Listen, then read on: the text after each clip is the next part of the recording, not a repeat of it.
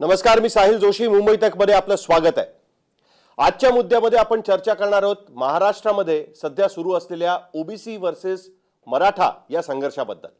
खरं तर याला मराठा वर्सेस ओबीसी संघर्ष असं म्हणायचं का, हा माझ्या मनात प्रश्न निर्माण झालेला आहे. कारण आता हा महाराष्ट्र सरकारच्या अंतर्गत हा एक वेगळाच संघर्ष आपल्याला बघायला मिळतोय. शिंदे सरकारमधले एक वरिष्ठ मंत्री, राष्ट्रवादी काँग्रेस अजित पवार गटाचे ज्येष्ठ नेते छगन भुजबळ यांनी आता थेट मागणी केलेली आहे की महाराष्ट्र सरकारने बनवलेल्या संदीप शिंदे समितीला बरखास्त करण्यात यावं. ज्या शिंदे समितीवरती एकनाथ शिंदे यांच्या नेतृत्वाखाली असलेल्या कॅबिनेटने निर्णय घेऊन त्यांना मराठा समाजातील ज्या लोकांकडे ज्यांच्याकडे त्यांच्या वंशावळीमध्ये कुणबी असल्याची प्रमाणपत्र असतील अशांची यादी तपासण्याचं किंवा असे लोक काही सापडतील का या संदर्भात एक काम दिलेलं होतं, ज्यांना मराठवाड्यामध्ये अशा पद्धतीच्या नोंदी तपासण्याचं काम होतं. नोंदी शोधून काढायच्या होत्या आणि महाराष्ट्रामध्ये सुद्धा संदीप शिंदे समिती अशा संदर्भातल्या नोंदी तपासणार होतं, अशा पद्धतीची माहिती देण्यात आलेली होती. पण या संदीप शिंदे समितीने ज्या वंशावळी तपासलेल्या आहेत किंवा ज्या नोंदी आणलेल्या आहेत त्या चुकीच्या आहेत. त्याचबरोबर मराठा समाजातील अनेकांना चुकीच्या पद्धतीने कुणबी प्रमाणपत्रांचं वाटप होतंय अशा पद्धतीचा थेट आरोप करत छगन भुजबळ यांनी आता संदीप शिंदे समितीच बरखास्त करावी अशी मागणी केली. त्याचबरोबर महाराष्ट्र सरकार ज्या पद्धतीने कायदा सुव्यवस्थेचा प्रश्न हँडल करतंय, जरांगे पाटलांना ज्या पद्धतीने रात्री 2-2 वाजेपर्यंत सभा घेण्याची मुभा देत आहेत, यावरही छगन भुजबळ यांनी प्रश्नचिन्ह उपस्थित केलं होतं. त्याच्यामुळे मी म्हटलं की हा सरकारमधला संघर्ष आहे का, असा एक प्रश्न आपल्यासमोर उभा राहिला. या संदर्भात छगन भुजबळ यांची एक मुलाखत सुद्धा मी घेतली होती. जरांगे पाटलांनी त्याला उत्तर दिलं. पण मला असं वाटतं की महाराष्ट्र सरकारमध्ये काय चाललंय हे आपल्याला समजून घ्यायचं आहे आणि त्यासाठी म्हणून आपण ह्यांना मुख्यमंत्री एकनाथ शिंदेचे संकटमोचक म्हणूया, एकनाथ शिंदेचे खंदे समर्थक म्हणूया, की महाराष्ट्र सरकारमधले शिवसेनेचे एक ज्येष्ठ मंत्री म्हणूया. शंभूराज देसाई आपल्याबरोबर या चर्चेमध्ये सामील होणार आहेत. मराठा आरक्षणाबद्दल त्यांनी आतापर्यंत अनेकदा लोकांच्या मनात जे काही प्रश्न आहेत त्याची उत्तर द्यायचा प्रयत्न केलाय. आज भुजबळांच्या इंटरव्ह्यू नंतर किंवा भुजबळांच्या सभेनंतर जे प्रश्न निर्माण झालेत ते आपण शंभूराज देसाई यांच्या समोर ठेवणार आहोत. देसाई साहेब, तुम्ही ही प्रस्तावना ऐकली असेलच. माझा पहिलाच प्रश्न हा आहे की या सरकारमधला संघर्ष आपण मानायचा का? कारण तुमच्याच सरकारमधले एक ज्येष्ठ मंत्री थेट म्हणतायत की सरकारचा निर्णय चुकलेला आहे, सरकारने आपला निर्णय मागे घ्यावा, ती शिंदे समिती बरखास्त करावी. 24 डिसेंबरची डेडलाईन सुद्धा तुमच्या जवळ यायला सुरुवात झालेली आहे. हे बघा, आता आपण विस्तृतपणानं सांगितलं की जस्टिस शिंदे समितीची स्थापना कशी झाली, जस्टिस शिंदे समितीच्या कार्यपद्धती काय आहे, त्यांना काय कार्यकक्षा ठरवून दिलेली आहे, या सगळ्या गोष्टी आपण सांगितल्या. ही वस्तुस्थिती आहे. सगळ्यात महत्त्वाचं, जस्टिस शिंदे समिती स्थापन करायचा निर्णय हा मंत्रिमंडळाने एकमताने एकत्र येऊन सर्वानुमते घेतलेला आहे. असं काही नाही की तो निर्णय घेताना मंत्रिमंडळामध्ये काही मंत्र्यांचं वेगळं मत, इतर मंत्र्यांचं वेगळं मत, असं बिलकुल नाही. खरं वास्तविक मंत्रिमंडळामधल्या चर्चा या अशा उघड बाहेर सांगायच्या नसतात. परंतु आपण काय म्हटलात की मंत्रिमंडळामध्येच काही चाललंय का, मंत्रिमंडळामध्ये मतभेद आहेत का? तर मंत्रिमंडळामध्ये मतभेद बिलकुल नाहीत. माननीय शिंदे साहेबांच्या नेतृत्वाखाली आणि दोन्ही माननीय उपमुख्यमंत्री माननीय फडणवीस साहेब आणि माननीय दादा यांच्या नेतृत्वाखाली आम्ही एका विचारानं काम करतोय. राहिला प्रश्न भुजबळ साहेबांच्या मागणीचा. तर आता बघा, जस्टिस शिंदे साहेबांची समिती ज्या ठरावाने किंवा ज्या निर्णयाने मंत्रिमंडळानं स्थापन केली त्या बैठकीला भुजबळ साहेब होते. त्या बैठकीमध्ये चर्चेमध्ये सगळ्याच मंत्र्यांनी भाग घेतला आणि एकमतानं काय ठरलं की माननीय मनोज पाटील जरांगे साहेबांची काय मागणी होती की मराठवाडा निजाम स्टेटमधनं जेव्हा बाहेर आला त्यापूर्वी निजाम कालावधीमध्ये अनेक आमच्या पूर्वजांकडं जातीच्या नोंदीमध्ये कुणबी असा उल्लेख आहे. निजाम गेल्यानंतर जे डॉक्युमेंट्स जे मूळ होते, ओरिजिनल होते, दस्तऐवज होते मूळ, ते सगळे निजाम स्टेटमध्ये गेले. त्यामुळं आम्हाला दाखले मिळाले नाहीत. आम्ही कुणबीच आहोत, पण ही कागदपत्र सापडली नाहीत. त्यामुळं आमच्यावर अन्याय झाला. मग जेव्हा याच्यावर चर्चा झाली तेव्हा असं ठरलं की निवृत्त हायकोर्ट जज साहेबांच्या नेतृत्वाखाली एक समिती गठीत करावी. त्यांनी याची कार्यपद्धती काय असावी, कुठला रेफरन्स धरला जावा कुणबी नोंदी तपासायला, याचा सगळा फॉर्मॅट, याची सगळी सविस्तर जी काय कार्यपद्धती आहे ती जस्टिस शिंदे समितीने शासनाला सांगितली. त्याप्रमाणे शासनाने सगळ्या जिल्हाधिकाऱ्यांना आदेश दिले की 1, 2, 3, 4, 5 जे काय असतील ते या डॉक्युमेंटचं व्हेरिफिकेशन करा, ह्याचं ऑथेंटिकेशन तपासा. आणि जर उदाहरण द्यायचं झालं तर समजा मी, मग माझे वडील, माझे आजोबा, माझे पंजोबा, माझे खापर पंजोबा, माझे खापर पंजोबा यांच्यापैकी थेट वंशावळीमध्ये, थेट रक्ताच्या नात्यामध्ये कुठं जरी एखादी नोंद असेल की हे कुणबी आहेत म्हणून, तर त्यांना त्यांच्या पुढच्या थेट वारसांना कुणबीचं प्रमाणपत्र द्यावं, अशा पद्धतीचं त्याच्यामध्ये चर्चा झाली, निर्णय झाला. आता तीच काम सुरू आहे ना. जस्टिस शिंदे समितीला पहिल्यांदा कार्यकाळ दिल्यानंतर पुन्हा कार्यकाळ वाढवून दिला. मग जरांगे पाटील साहेब काय म्हटले की आता हा मराठवाड्यापुरता विषय नाही, महाराष्ट्रात सुद्धा अनेक ठिकाणी असं असेल, मग तुम्ही मराठवाड्यातल्या 8-9 जिल्ह्यांसाठी करताय तर राज्यातल्या इतर जिल्ह्यामध्ये शोध मोहीम घ्या. ज्यांना कुणाला असे कुणबीचे नोंदी सापडतील त्यांना कागदपत्र तपासा आणि नियमात बसलं तर त्यालाही दाखला द्या. आता याच्यात काय गैर आहे, याच्यात काय चूक आहे? आता जर भुजबळ साहेब म्हणतायत की आता ही समिती रद्द करा, समिती रद्द करा, जर भुजबळ साहेबांचं म्हणणं असेल तर ज्या मंत्रिमंडळानं ही समिती गठीत केली त्या मंत्रिमंडळामध्ये चर्चा झाली पाहिजे ना. का जाहीर सभेत चर्चा करायची, जाहीर भाषणामध्ये, इंटरव्ह्यू मध्ये चर्चा करायची? असे महत्वाचे सेन्सिटिव्ह विषय हे नेहमी मंत्रिमंडळामध्ये चर्चा केली जाते. त्यामुळं माझं एवढंच म्हणणं या निमित्तानं आहे की कदाचित उद्या किंवा परवा साप्ताहिक मंत्रिमंडळाची बैठक होईल.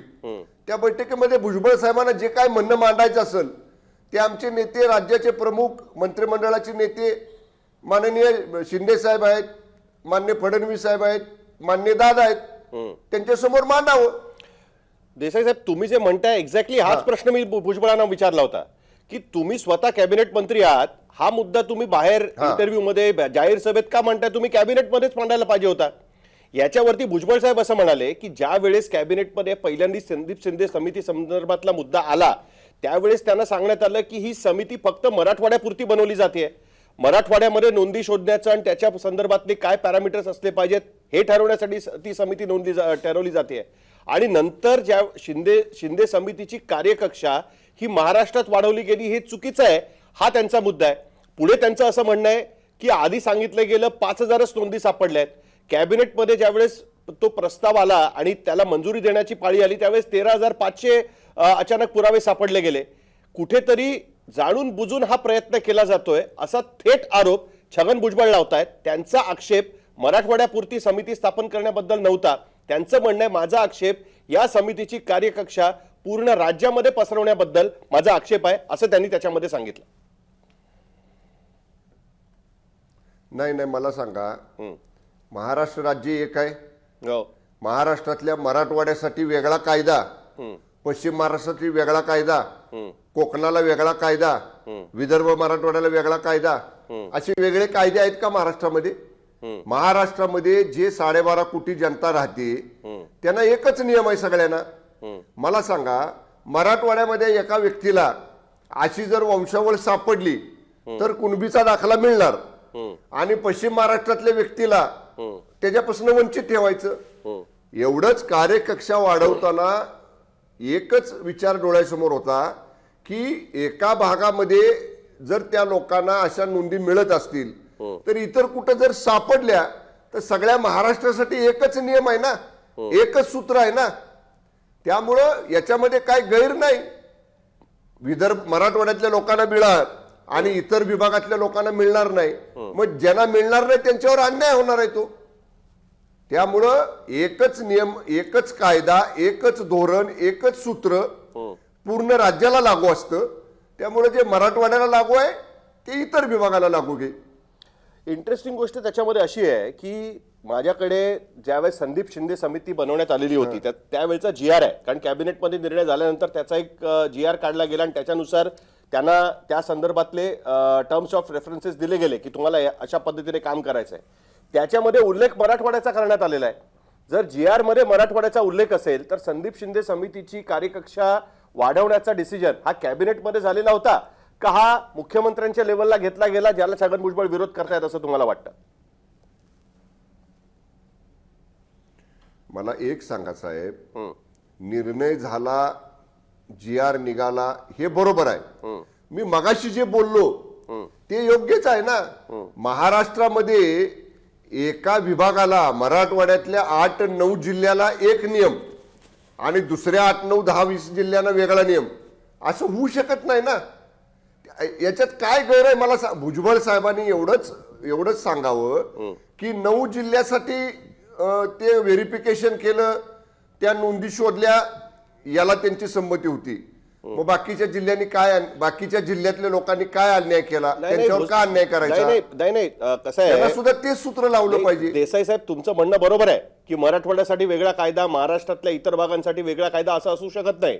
पण आपण सरकारच्या निर्णयाबद्दल बोलतोय.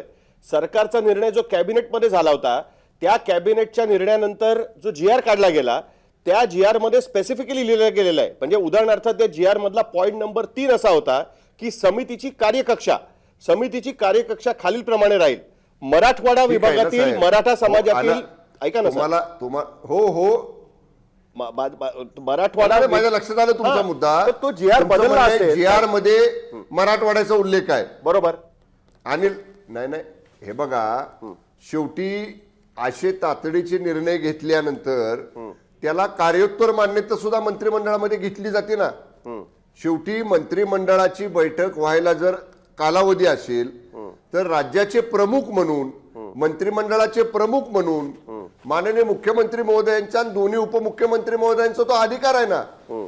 आणि एकदा मंत्रिमंडळानं त्यांना पूर्ण अधिकार दिलेले आहेत ना या मराठा आरक्षणासंदर्भामध्ये किंवा इतर कुठल्याही आरक्षणासंदर्भामध्ये.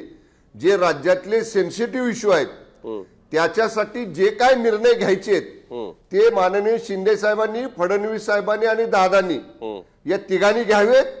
मंत्रिमंडळाची त्याला पूर्ण मान्यता आहे, हे एकदाच आम्ही या तिघांना सांगितलेलं आहे मंत्रिमंडळामध्ये. त्यामुळं पुन्हा पुन्हा तुम्ही टेक्निकल बाब जर म्हणला की मराठवाड्याचाच उल्लेख आहे, इतर राज्याचा उल्लेख नाही, ही तांत्रिक बाब आहे.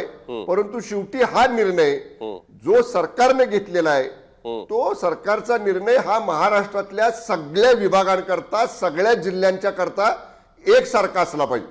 तुम्ही एक अत्यंत इंटरेस्टिंग गोष्ट सांगताय की त्याच कॅबिनेटमध्ये या संदर्भात काही निर्णय घ्यायचा असेल तर त्याचे सर्वस्वी अधिकार हे मुख्यमंत्री आणि 2 उपमुख्यमंत्री म्हणजे अजित पवार आणि देवेंद्र फडणवीस यांना कॅबिनेटने दिलेले होते.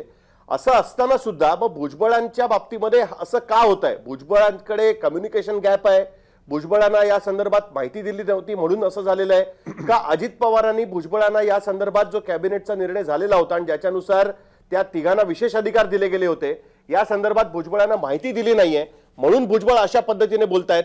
नक्की मग भुजबळांचा प्रॉब्लेम काय? मला राजकारणाकडे यायचं आहे, पण त्यापूर्वी हा मुद्दा मला क्लिअर करून घ्यायचा आहे. मग भुजबळांचा काय प्रॉब्लेम असावा असं तुम्हाला वाटतं? ते त्यांनाच विचारा ना तुम्ही, त्यांच्या मनात काय आहे. मी कसं सांगणार भुजबळ साहेबांच्या मनात काय आहे ते? तुम्ही माझ्यापुरतं विचाराल, मी सांगेन तुम्हाला की बाबा मी सांगतो जबाबदारीनं की मंत्रिमंडळानं त्याच वेळी या तिघांनाही सांगितलं होतं की तुम्ही 3 जणांना मंत्रिमंडळाचे पूर्ण अधिकार आहेत, याच्यामध्ये जो योग्य तुम्हाला तिघांना वाटेल तो निर्णय तुम्ही घ्या. त्याप्रमाणे ती 3 जण त्यांच्या पद्धतीने एकत्र चर्चा करतात, विचारविनिमय करतात आणि पुढे जात असतात ती. त्यामुळे आता आपण जे म्हणताय ना, एकच दिवसाचा कालावधी आहे, उद्या किंवा परवा साप्ताहिक बैठक होईल मंत्रिमंडळाची, याच्यामध्ये सगळ्या गोष्टी स्पष्ट होतील ना. आता नाही, एखादा दिवस थांबूया आपण. नाही, पण देसाई साहेब आता मुख्यमंत्री थोड्या वेळापूर्वी बोलले की त्या कालच्या सभेनंतर, काल ती मागणी केल्यानंतर भुजबळांना त्यांनी फोन केला होता. मुख्यमंत्री स्वतः बोललेत की मी भुजबळांना फोन केला, भुजबळांना मी सांगितलं, त्यांचा भ्रम असेल तर तो दूर करायचा प्रयत्न केला. काल रात्री फोन केल्यानंतर सुद्धा आज सकाळी जी भुजबळांची प्रेस कॉन्फरन्स झाली त्या प्रेस कॉन्फरन्समध्ये पुन्हा भुजबळ यांनी तीच मागणी लावून धरली की संदीप शिंदे समिती बरखास्त करा. कुठेतरी त्यांनी काल त्या दिवशीच्या इंटरव्ह्यूमध्ये तर हेही सांगितलं की हे सगळं जे चालू आहे ते मराठा मतांवरती डोळा ठेवून चालू आहे, ज्याचा परिणाम ओबीसी मतांवरती होईल. हा थेट नाही असं तुम्हाला वाटतं का?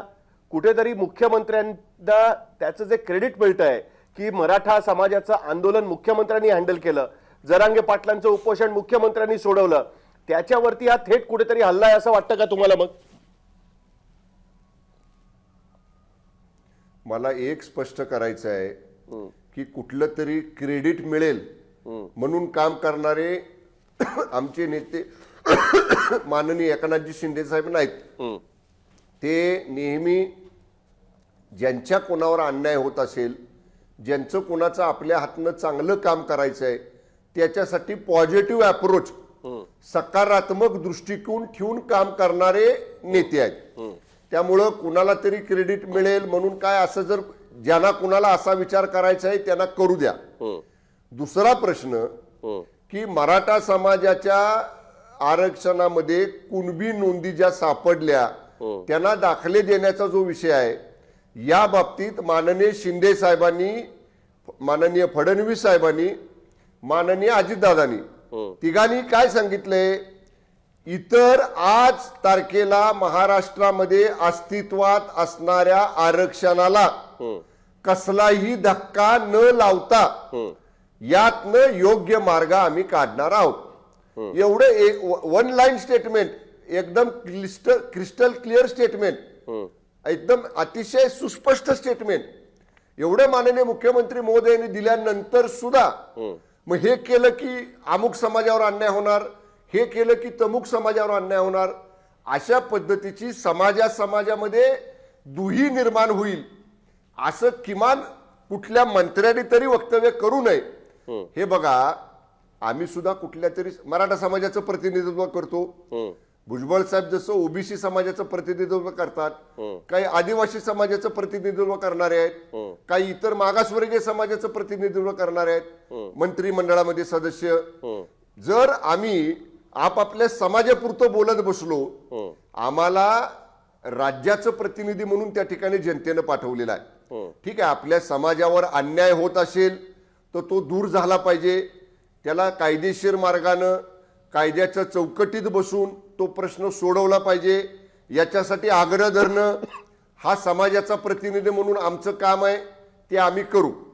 पण असं भडक वक्तव्य करून समाजामध्ये आपण जर अशी दुही निर्माण करत गेलो, तेढ निर्माण करत गेलो, तर मग आपण राज्याचे प्रतिनिधी आहोत, राज्यातल्या 12.5 कोटी जनतेचे आपण प्रतिनिधी आहोत. त्याच्यामध्ये सर्व धर्म, सर्व जाती, सर्व समूहाचे लोक आहेत, त्या सगळ्यांचे प्रतिनिधी आम्ही आहोत.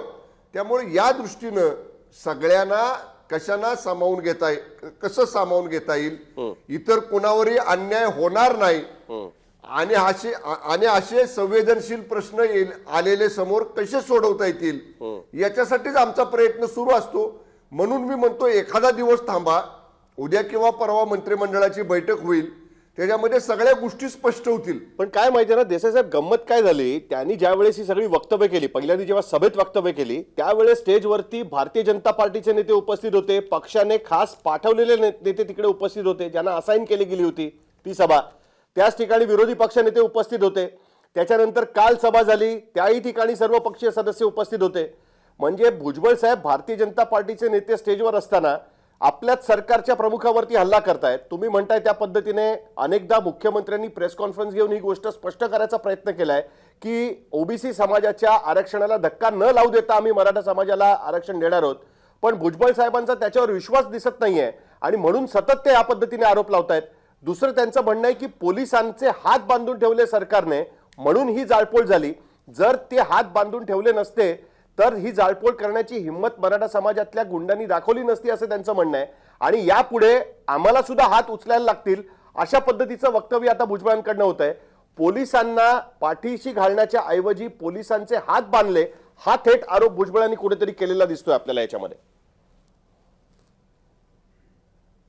मला एकच सांगायचंय, जो बीडमध्ये प्रकार घडला किंवा जो आंतरवाली सराटीमध्ये प्रकार घडला, त्याची त्या विभागीय रेंज आयजी जे आहेत विभागीय पोलीस महानिरीक्षक त्यांच्याकडनं रितसर चौकशी सुरू आहे. त्या चौकशीचा अहवाल पुढे आल्यानंतर कळेल ना की चूक पोलिसांची आहे का चूक इतर कोणाची आहे. बीडमध्ये जो प्रकार घडला त्याच्यामध्ये सुद्धा चूक कुणाची आहे. एकदा वरिष्ठ IPS अधिकारी स्वतः सगळे बारकावे तपासून त्याची चौकशी करतायत. त्याचा चौकशी अहवाल माननीय गृहमंत्री महोदयांकडे येईल आणि माननीय गृहमंत्री महोदयांकडे तो अहवाल आल्यानंतर जर तो अहवाल मंत्रिमंडळापुढे आला चर्चेला तर मग त्याच्यावरती चर्चा होईल. किंवा जर माननीय गृहमंत्री महोदयांचं समाधान झालं की अहवाल योग्य आलेला आहे तर माननीय गृहमंत्री महोदय त्यांच्या स्तरावर त्याच्यावर निर्णय घेतील. त्याच्यावर काय निर्णय व्हायच्या अगोदर अहवालाचे निष्कर्ष यायच्या अगोदर कुणावर तरी हात बांधून बसायला लावलं, कुणावर तरी मुद्दाम अशा पद्धतीने कारवाई केली असं वक्तव्य हे आपल्याकडे कॉन्क्रीट तिथल्या अहवालातली काय बाबी पुढे असल्याशिवाय करणं मला तरी योग्य वाटत नाही. पण मग आता हे कधी थांबणार कधी? तुम्ही म्हणताय की आता कॅबिनेटच्या बैठकीमध्ये होईल, पण भुजबळ साहेब म्हणतात की जर कोणाला असं वाटत असेल की मी कॅबिनेटच्या निर्णयाच्या विरोधात बोलतोय तर मला सांगावं, मी राजीनामा द्यायला तयार आहे म्हणून, मी मंत्रीपद सोडायला तयार आहे. थेट त्यांनी चॅलेंज दिलेलं आहे या संदर्भात की मला काढून टाकावं पाहिजे तर, पण मी जे बोलणं आहे ते बोलत राहणार. 24 डिसेंबर पर्यंत आम्ही सुद्धा ताकद दाखवून देणार असं थेट आव्हान देत आहेत भुजबळ साहेब. नाही, भुजबळ साहेब त्यांच्या समाजाचे प्रतिनिधी म्हणून त्यांची जी भूमिका आहे, अनेक वर्ष ते ओबीसींचं नेतृत्व करतायत, ओबीसींचे प्रश्न मांडतायत, ओबीसींचे नेते म्हणून या ठिकाणी त्यांची सतत प्रयत्न असतात. ते जरूर त्यांच्या जागी त्यांचे प्रयत्न त्यांनी करावेत. पण मला एवढंच म्हणायचं आहे, आता एक ओबीसी मंत्र्याने अशी भूमिका घेतली, मराठा समाजातली मंत्रिमंडळामध्ये आहेत, म्हणून मी म्हणतोय सगळ्या मंत्र्यांनी सामंजस्याची भूमिका घेतली पाहिजे आणि जे काय बोलायचंय ते मंत्रिमंडळाचे प्रमुख आहेत माननीय शिंदे साहेब, माननीय फडणवीस साहेब आणि माननीय दादा यांच्या समोर आपले मतं आमची मतं मांडणारच आहोत. जाहीर व्यासपीठ माध्यमांच्या समोर जाऊन बोलणं याच्या अगोदर आपण ज्यांना नेता मानतो, ज्यांच्या मंत्रिमंडळामध्ये ज्यांच्या नेतृत्वाखाली आपण काम करतो त्या मंत्रिमंडळाच्या माननीय प्रमुखांच्या समोर आधी मांडायचं आणि मग त्याच्यामधनं नाही समाधान झालं तर तुम्हाला इतर बाबीत माध्यमांसमोर जाऊन बोलता येईल.